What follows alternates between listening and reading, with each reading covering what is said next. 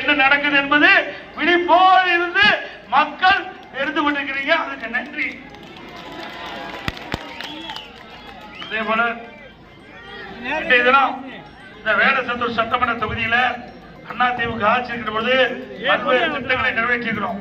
எதற்காக சொல்லினா இன்றைய முதலமைச்சர் ஸ்டாலின் அவர்கள் அனைத்து இந்திய அண்ணா திராவிட முன்னேற்ற கழகம் 10 ஆண்டுகள் ஆட்சியில எந்த திட்டத்தையும் நிறைவேற்றவில்லை என்ற ஒரு தவறான செய்தியை பரப்பி வரார்.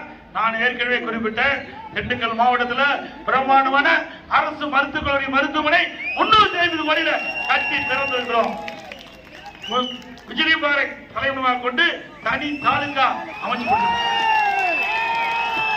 வேடசந்தூர் தொகுதி வழியாக செல்லும் திண்டுக்கல் கரூர் மாநில நெடுஞ்சாலை தண்ணீர் பந்தம் பட்டியல சுமார் 7 கோடி மதிப்பீட்டில் கலைக்கல்லூரி கட்டப்பட்டது.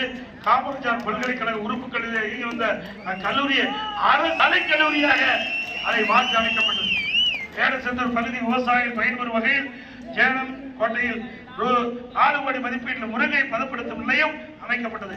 வேடசந்தூர் சட்டமன்ற தொகுதியில் நான் ஏற்கனவே சொன்னேன் 18 அம்மா மினி கிளினிக் இந்த தொகுதியில் தான் தமிழ்நாட்டிலேயே அதிகமா அம்மா மினி கிளினிக் தொடங்கப்பட்ட தொகுதி வேடசந்தூர் சட்டமன்ற.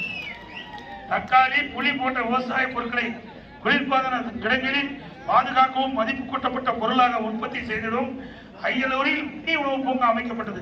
குஜிலபாரியில் தீயணைப்பு நிலையம் அமைக்கப்பட்டது. புகழ்பெற்ற வேடசந்தூர் சந்தைக்கு ரூபாய் 2 கோடி மதிப்பீட்டில் புதிய கட்டிடம் கட்டி கொடுக்கப்பட்டது. வேடசந்தூர் தொகுதியின் மைய பகுதியான